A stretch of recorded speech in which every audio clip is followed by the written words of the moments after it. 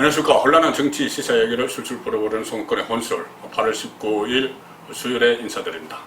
오늘은 제가 특별한 분을 모시고 같이 진행을 하려고 합니다. 우리 송원재 KNN 방송이라고 있습니다. 부산 경남 방송이죠. 부산 경남 방송. 부산 경남 방송이신데 거기서 서울 본부장을 하셨고 서울 본부장을 하시면서 또 국회를 한 10년 동안 출입을 했습니다. 그리고 부산 본사에 계실 때도 주로 정치를 많이 담당을 해서 정치 취재를 한 30년 하셨죠. 거의 저하고 한 30년 하신 건가? 제가 32년 했으니까 저하고 그렇게 했으니까.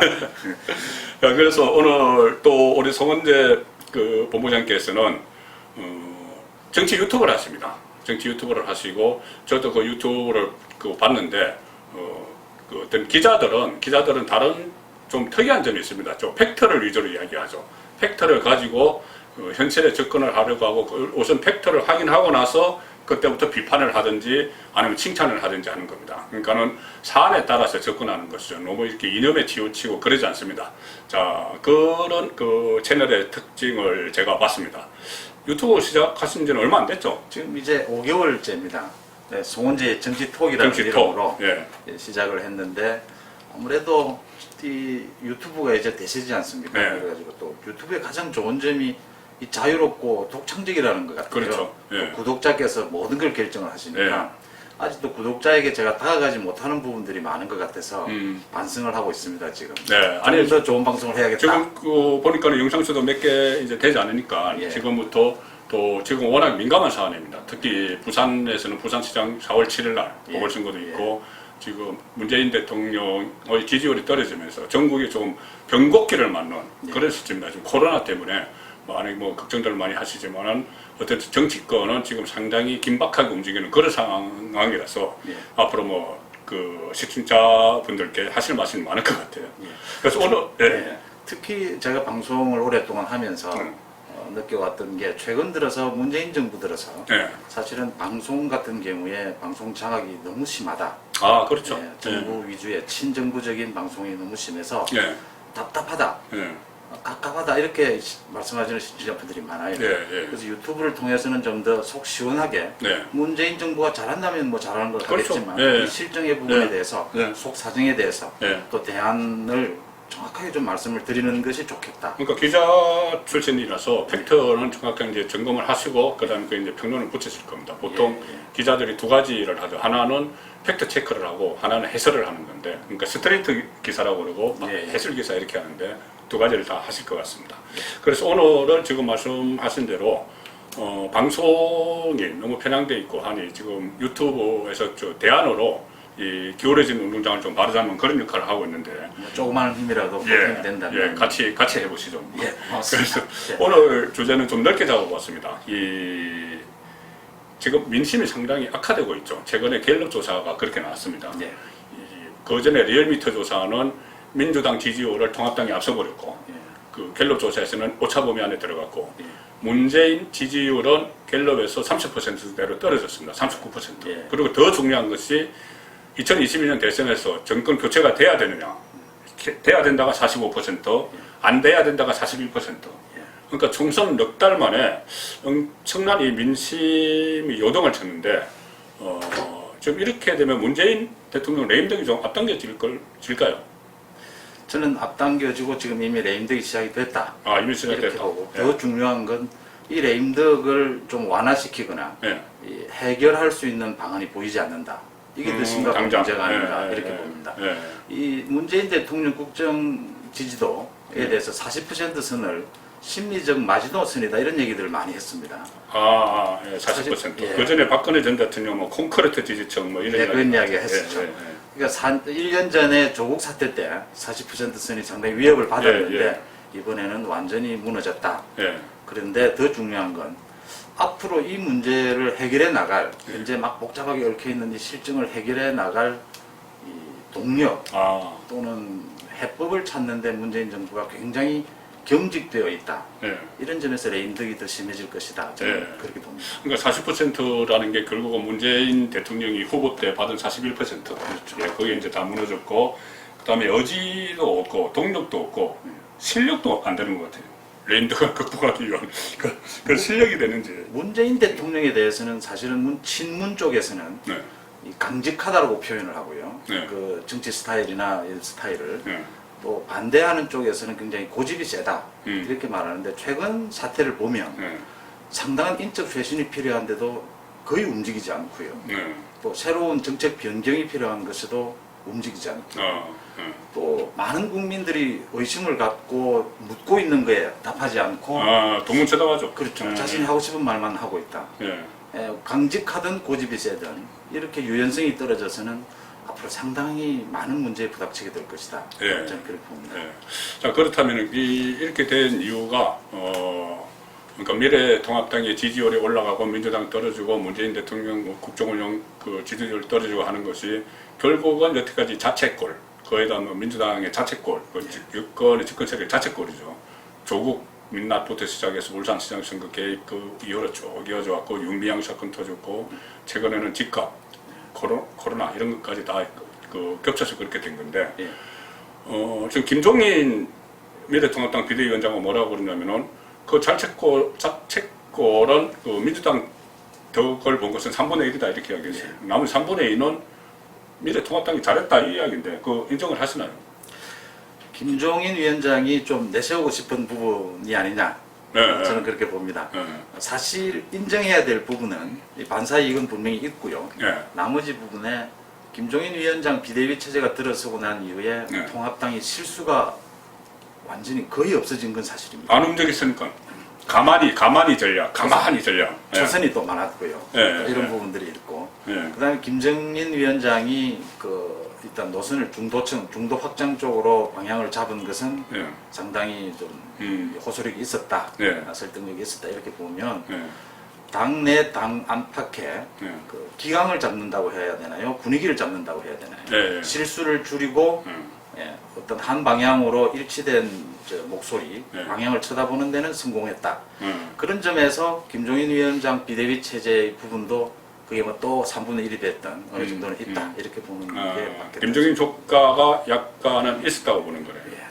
그렇다면 앞으로 김종인 효과가 지속될지 이 문제는 결국은 이 정책의 연속성, 어떤 비전을 보여주는 문제. 지금은 민주당의 그 반사 이익만 노리는 것이 아니고 지금 본인들이 뭔가를 해 나가야 되는데 최근에 그 했던 뭐 기본소득이나 호남 그 서진 뭐 이런 정책들이 과연 중도층을 좀 흡수하는 데 도움이 될까요? 저는 흡수가 된다고 봅니다. 네. 일정 부분은. 문제는 이제 기존 지지층, 기존 우리 보수를 지지했던 건강한 보수 세력들에 대해서 설득력 있는 폭넓은 설득력을 보여주면서 이제 중도층으로 확장해 나가는 노력을 해야 된다. 이게 뭐 보여주기식이 돼서는 전혀 안 되는 거니까요. 그렇죠. 잘못하면 집토끼도 잃고 다 잃는 경우도 생기니까 그런 부분이. 그러니까 제가 우려하는 부분이 그거예요. 그 산토끼 잡으려다가 집토끼 잃는 경우가 정치권에서 많거든요. 흔했죠, 그래서. 네, 하나씩만. 그래서 지금도 막 논란이 되고 있는 것이 그러면 강장의 그 8.15 때 모인 민심, 그 민심을 완전히 무시하는 것이냐. 물론 뭐 특정 종교나 특정 단체와 이렇게 서로 그 논의를 해 나가는 것이 아니고 수만 명의 그 집회에 모였는데 거기서는 주최 측에서 온 사람보다는 그냥 일반 문재인 정권에 화가 나서 온 분들이 더 많거든요. 그럼 이분들까지 그냥 다 그냥 강성 보수다, 뭐 태극기다, 뭐 거구다 이렇게 하면은 안 되는 거잖아요. 그거 다 놓치는 거죠. 문재인 정부가 그 전 목사에 대해서 공격을 하면서 그 공격을 피하기 위해서 그 광화문 집회에 참석한 그 수많은 사람들이 사실은 그 전 목사를 보러 온 건 아니지 않습니까? 그렇죠. 다 문재인 실정에 대해서 분통이 터지니까 나왔거든요. 네. 그 부분을 좀 부각시키지 못한 게 있죠, 통합당에서. 네. 그 부분은 아마 실책으로 평가가 되지 않을까 이렇게 봅니다. 조영 원내대표도 그 이야기를 했죠. 이거는 다른 거다.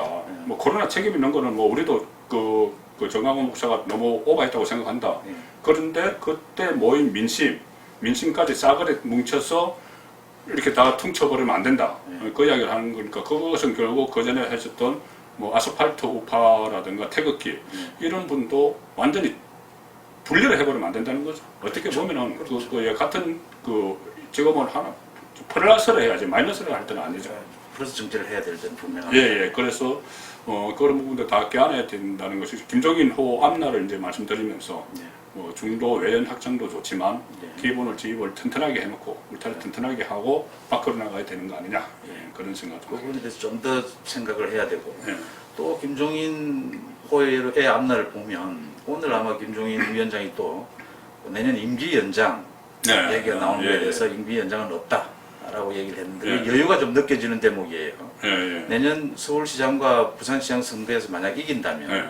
김종인 체제가 연장될 것 아니냐 대선까지 예, 예. 이런 얘기들이 당내에서 많이 나오거든요. 이길 것 같아요. 일단 김종인 위원장도 낙관을 하고 있긴 한데 예. 일단 유리한 국면에 있다. 서울시장과 부산시장 예. 보궐선거에 대해서는 예. 그런 점에서는 또 현재 통합당의 지지율 상승과 맞물려서 예. 상당히 낙관적인 분위기는 있다고 저도 봅니다. 그러니까 여론조사 최근에 여론조사도 와서 이제 서울과 부산만 딱 떼놓고 보면은 예.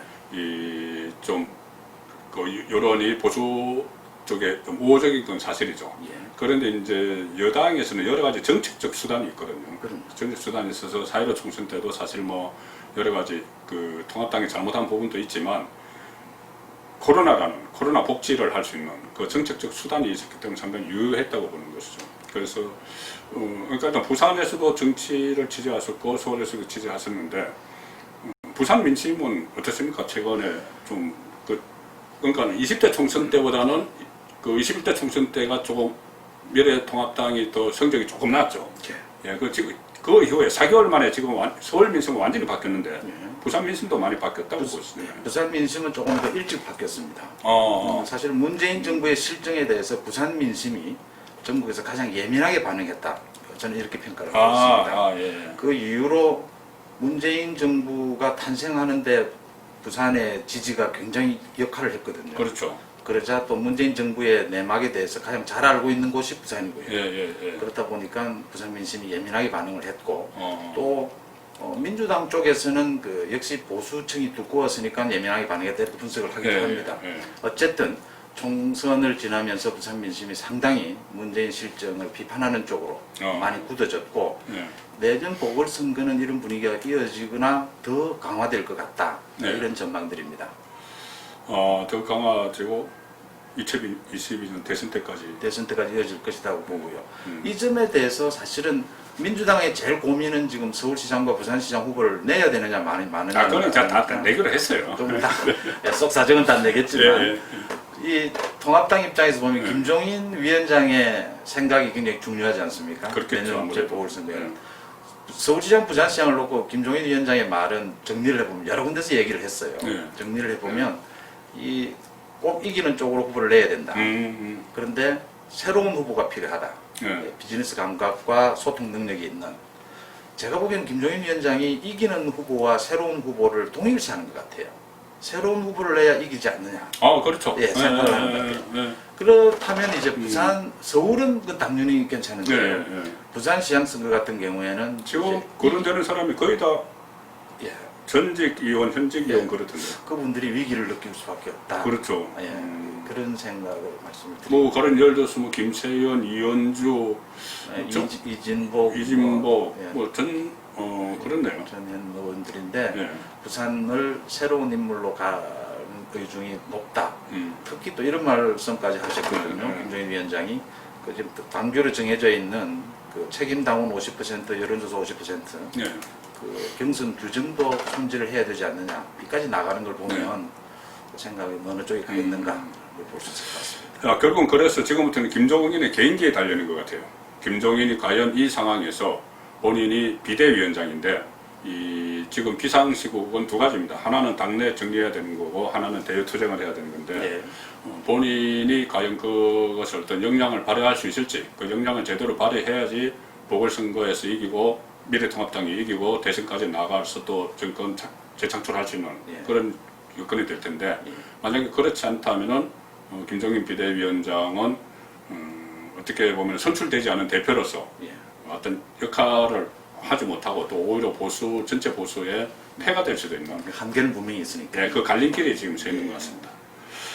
오늘 말씀은 여기까지 됐고 앞으로 지금 정치적 고비가 중요한 게 상당히 많을 텐데 예. 그때마다 제가 자주 모시도록 하겠습니다. 아유, 그리고 고맙습니다. 유튜브 채널 정치 송원재의 정치토. 정치토 예, 많은 시청 부탁드립니다. 예, 고맙습니다. 예, 고맙습니다.